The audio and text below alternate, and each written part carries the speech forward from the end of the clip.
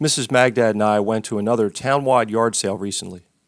The town had great participation. I can't tell you how many sales we stopped at, but Mrs. Magdad's fitness watch said we walked over 6 miles.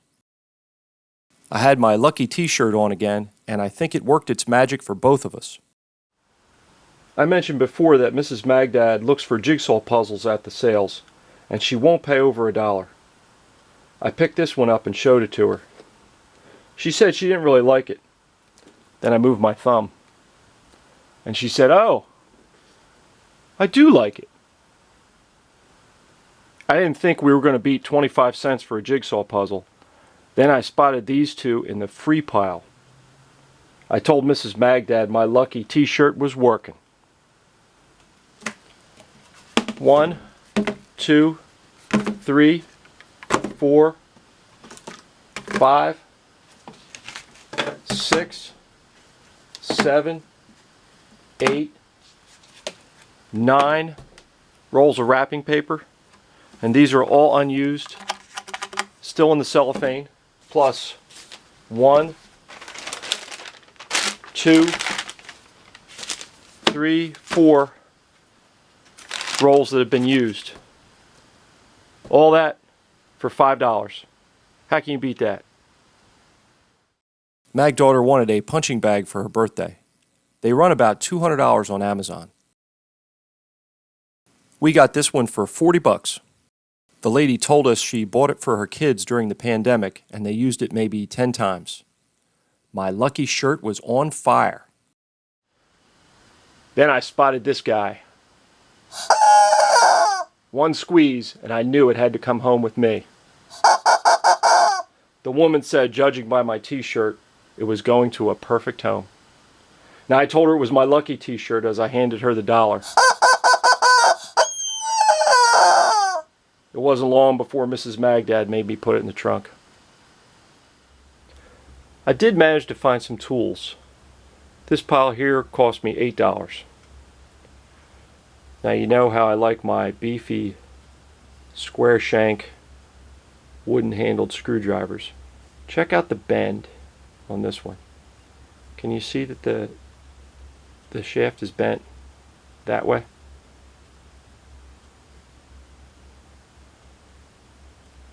Now that took some doing. Every time I see a push drill at the sales, I give it a shake to make sure it has bits. This one has, looks like it's only missing one bit, and way down in there there's a bit that's broken. So that's not too bad. Now these were originally made by North Brothers. This is a newer one after Stanley took them over. Let's see if you can see the markings. There. See, it just says Stanley. No mention of North Brothers. And how could I say no to perfect handle screwdrivers?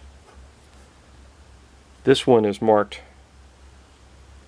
Germany. It's in really good shape. This one's also marked Germany. It's just marked a little different. I think it says made in Germany. And there's a maker's mark right there that I can't quite make out. This one's also in pretty good shape. Chip missing out of the scale there. And this one, I believe this is a genuine H.D. Smith perfect handle screwdriver. It's got that wraparound maker's mark. Looks like a barbershop pole. It's very difficult to read. I think in there, I made out the word perfect. It's in really good shape for its age though. This pile came from another house, cost me $3. This is another perfect handle style screwdriver. It's also marked Germany. Scales are nice on this one. Tip's in pretty good shape too. I don't know how old this is. The wood has sort of a modern look. That's got a brass ferrule. I couldn't pass that up. Same thing with this Barlow. This is the Imperial style, where these sides are like almost like hubcaps. They're like just clipped in place. And this one's not marked Imperial.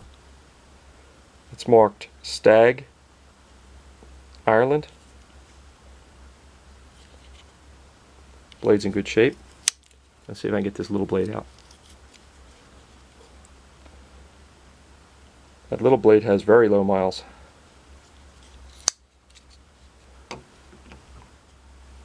We were just about done for the day when I spotted this in a free pile.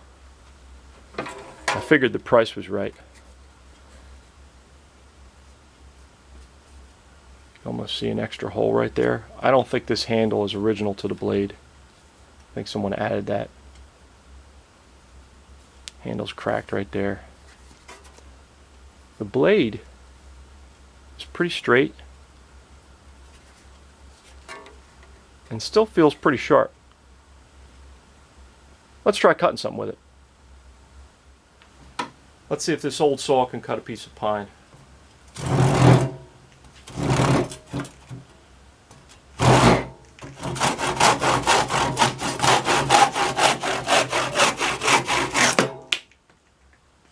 Looks like it works.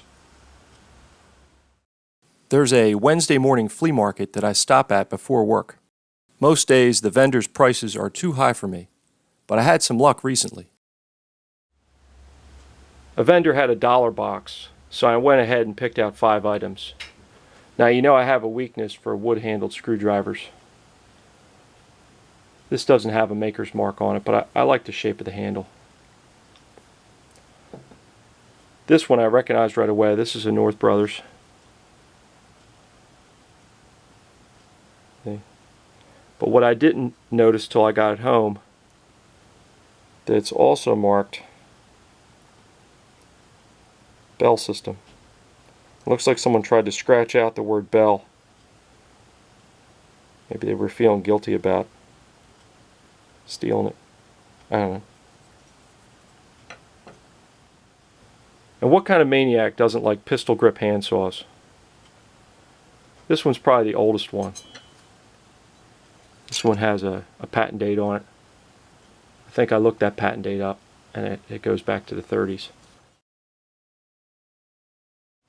And this is like a cast iron material. Well, this one here, the handle didn't have any markings on it, but the blade on one side, I think it's right here. It's going to be hard for you to see.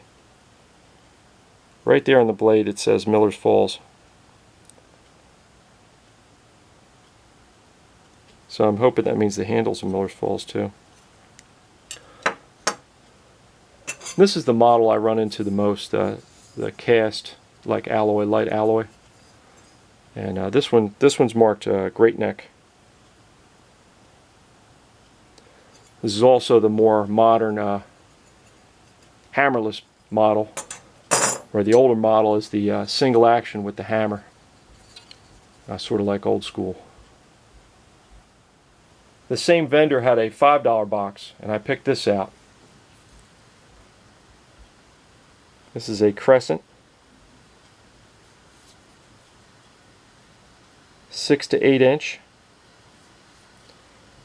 double-ended adjustable wrench.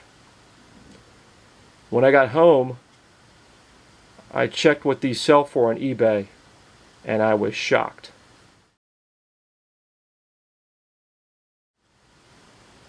I didn't even have my lucky t-shirt on. So which one of these yard sale and flea market finds is your favorite? My favorite wouldn't fit in the photo.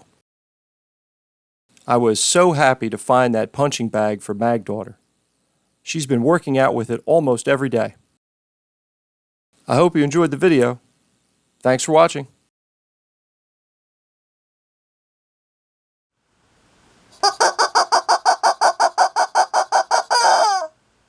I gave the rubber chicken to Magdaughter as a gag gift. She loves it. Mrs. Magdad and Chuck, on the other hand, do not. I told her to make sure she takes it with her to college in the fall. I'm afraid Chuck will conspire with my wife to arrange an accident for it if it stays in the house.